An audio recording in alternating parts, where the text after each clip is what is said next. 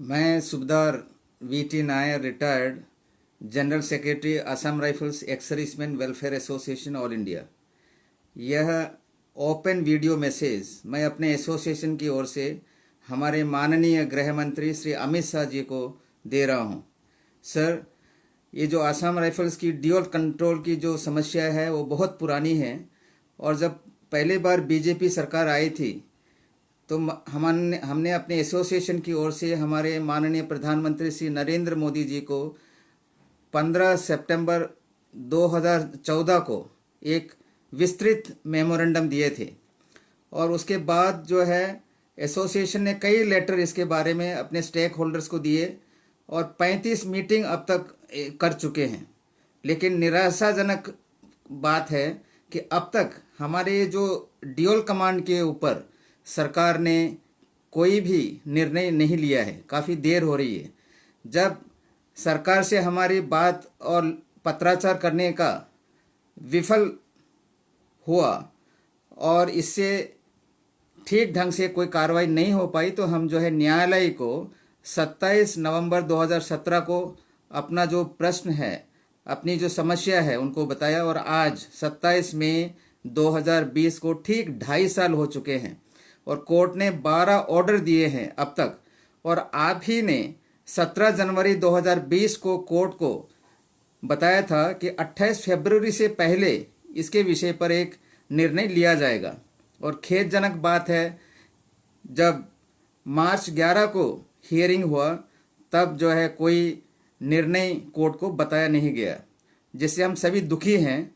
और आपको 12 मार्च 2020 को हमने एक विस्तृत मेमोरेंडम दिए थे, क्योंकि हमने आपसे मिलने के लिए काफ़ी प्रयत्न किया था।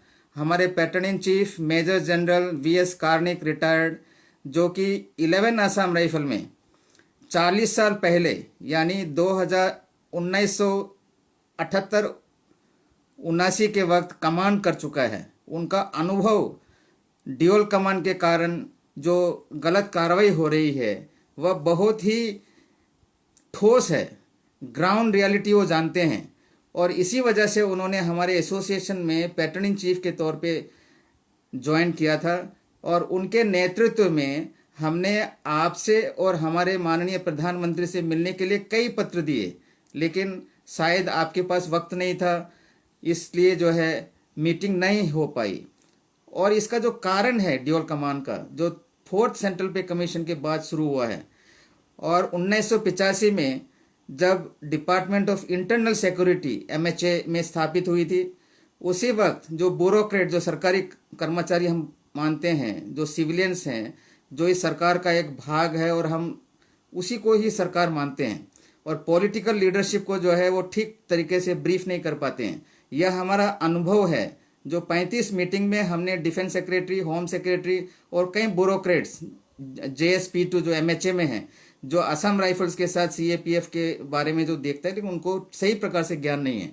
यह ज्ञान न होने के कारण 1985 में जब डिपार्टमेंट बनाया गया तो असम राइफल्स को बिना किसी मिलिट्री के सुझाव के, फौज से बिना पूछे हुए, असम राइफल्स से बिना पूछे हुए असम राइफल्स को सेंट्रल पुलिस ऑर्गेनाइजेशन में लाया गया और 4th सेंट्रल पे कमीशन को जो इम्प्लीमेंट करने के बाद आज तक जो है हमारा समस्या बना ही रहा है। यह इसलिए कि 3rd सेंट्रल पे कमीशन में ये जो असम राइफल्स है इसका विचित्र इतिहास है।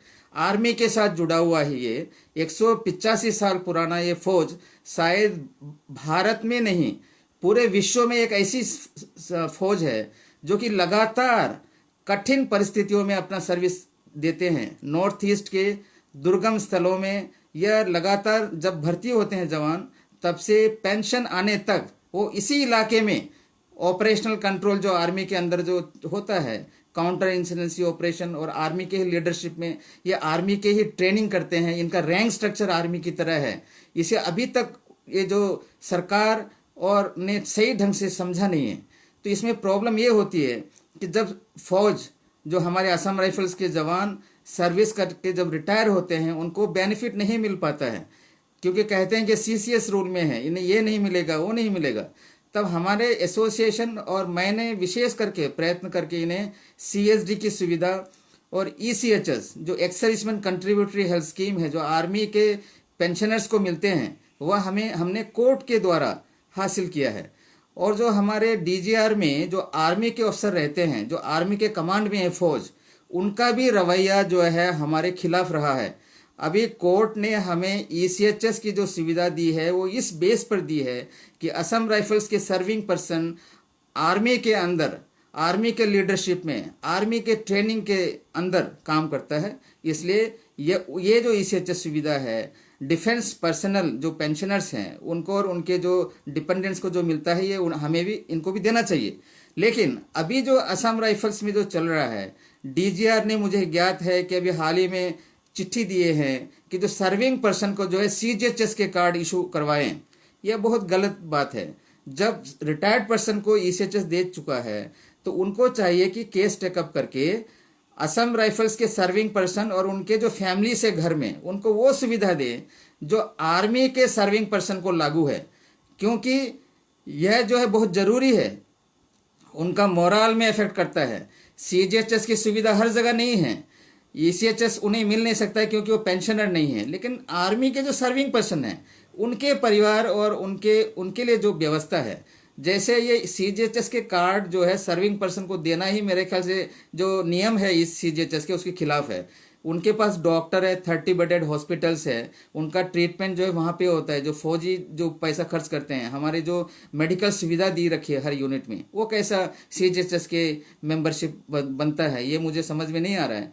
तो मैं महोदय से रिक्वेस्ट करता हूँ, विनम्र जो है, बिल्कुल हाथ जोड़ के जो है मैं आपसे जो है यह कहता हूँ कि जो ड्यूअल कमांड का जो इनके बारे में रिजोल्व होने से ही यह सभी जो है प्रॉब्लम ठीक होंगे, क्योंकि यही जो जड़ है ड्यूअल कमांड का होना ही, यह सभी प्रॉब्लम अभी तक जो चल रहा है इसका कारण है ड्यूअल कमांड, जो कि हमारे कानूनी व्यवस्था में भी नहीं है। मैं माननीय आपसे जो है विनम्र विनती करता हूं कि इसके ऊपर थोड़ा समय निकाल के आप, हमने जो दे रखे हैं आपको एक मेमोरेंडम, उसका अध्ययन कीजिएगा और आप जो है इनिशिएटिव लेकर जल्दी से जल्दी इसका जो है एक सॉल्यूशन लीजिए, क्योंकि असम राइफल्स का जो हर चीज़ आर्मी से मिलता है। इसे आर्मी भी कहते हैं कि हमको चाहिए। जब आर्मी कहते हैं कि असम राइफल्स को ऑपरेशन कंट्रोल उनका चाहिए, तो उनको देना चाहिए एडमिनिस्ट्रेशन, ताकि फौज में जो है डिस्क्रिमिनेशन न हो और जो अब तक चल रहा है वो सही ढंग से चलें। और जो ड्यूअल कमांड के कारण ही करप्शन जो भी चलते हैं हमारे असम राइफल में, उसका भी जो है निवारण हो।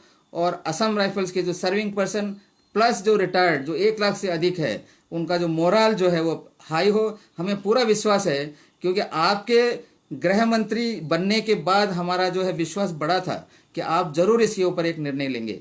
और 24 दिसंबर को आपने सर्विंग पर्सन के कुछ टुकड़ियों को संबोधित किया था दिल्ली में, और उन्हें यह आश्वस्त दिया था कि जो आप जो सोच रहे हैं उससे भी कई ज़्यादा हम आपके लिए करने जा रहे हैं। मुझे पूरा विश्वास है कि आप उस पर जो है ठोस निर्णय लेंगे और हम सभी को एक आश्वस्त करेंगे कि इतनी जो पुरानी जो फौज है, उनकी जो समस्या जो चलती आ रही है, उसका एक सॉल्यूशन हो चुका है।